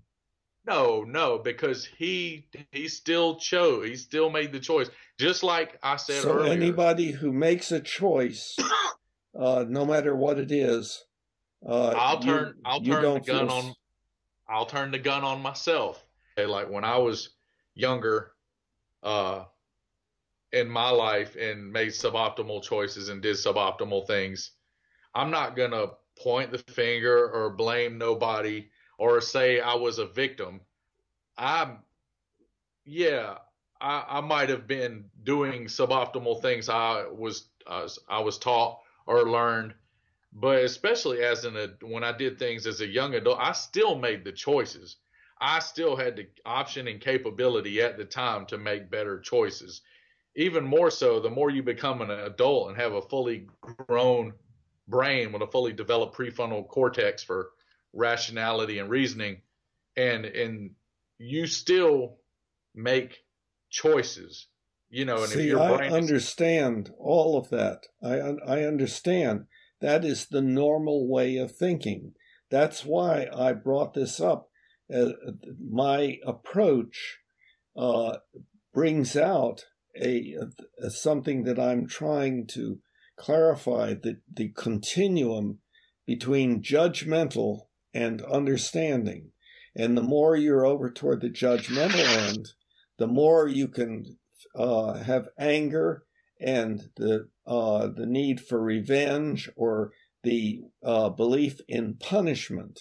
The more you're at the understanding end, the less that you're going to have in the way of anger and the tendency toward revenge and so on, and punishment. But that does not mean that one does nothing. If somebody is dangerous, something needs to be done.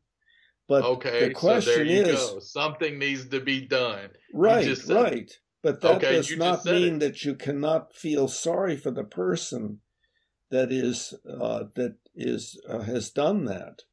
But people say, "Oh no, you don't feel sorry for the person, even though you're having to quarantine the person because their behavior is dangerous to others."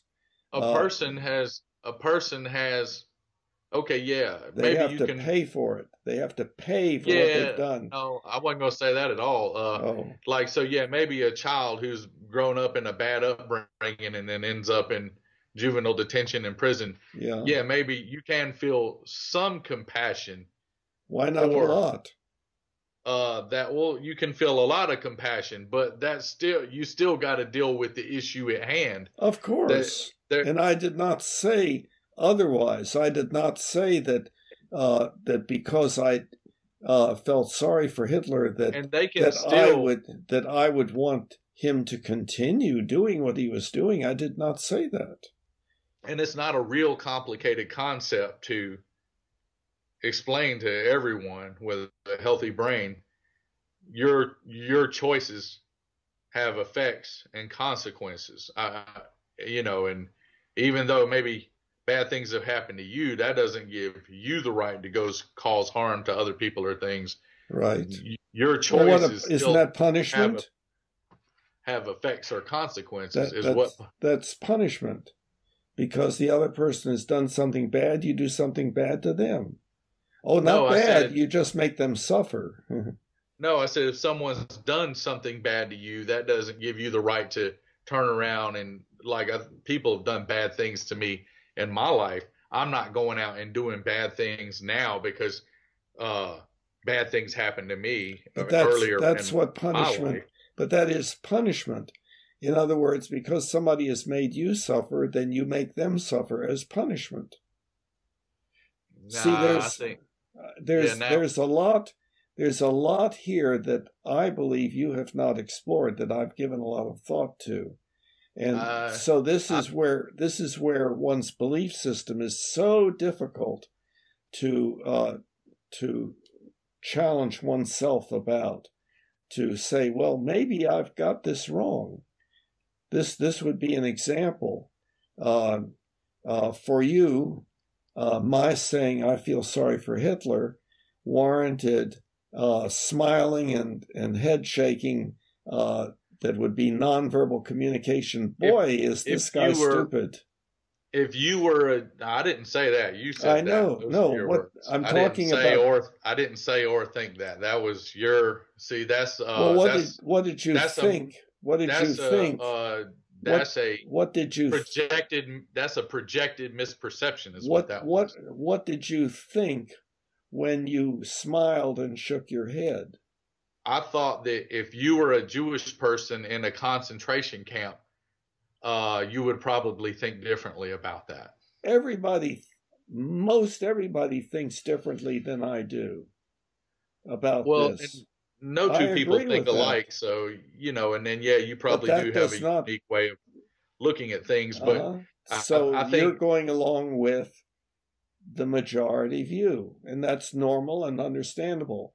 It's just very hard for you. It's very hard for you to question that belief of yours. Very hard. No, it's really not, because I'll question any belief of mine.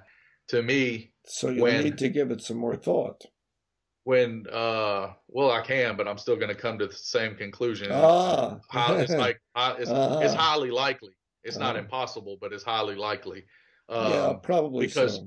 When something is causing harm, you eliminate it. Like I said, it's just like a cancer. You eliminate it. So, the thing about hate him or whatever, or hate anything. Like I said, you can come up with whatever you misperceive somebody else's thinking or feeling, and then project that onto them. But unless they say it, then you can't really. You can say these people think this, but you have to either hear them say it or see it exemplified in their behavior. Well, that doesn't mean that you can't make a pretty accurate guess as to what the other person means by their nonverbal behavior. If I shake my finger at you like this, that means something. And you could put that into words. That could mean a lot of different things. You could shake it like being prophetic. You could be shaking it not having nothing to do with something I'm doing. You could say, now you mark my words, by opening everything up, that coronavirus is gonna start to spread again. But I'm not saying anything toward you whatsoever. I'm just saying I'm making a profound statement. Listen to what I'm saying, but there's nothing. But that is determinable from the context. That's determinable from the context. So the context in this case was I said that I felt sorry for Hitler, and it produced violent head shaking and smiling, which would be just like is happening right now. See, I feel sorry. I feel sorry for you that you feel sorry for Hitler. Well, so maybe we can explore that some more. Yeah. We really need to bring things to a close now because I've got time constraints and everything. But so we're going to do this next week? We can fire it back up if you want to. Good. Okay, well, I'll check with you later then.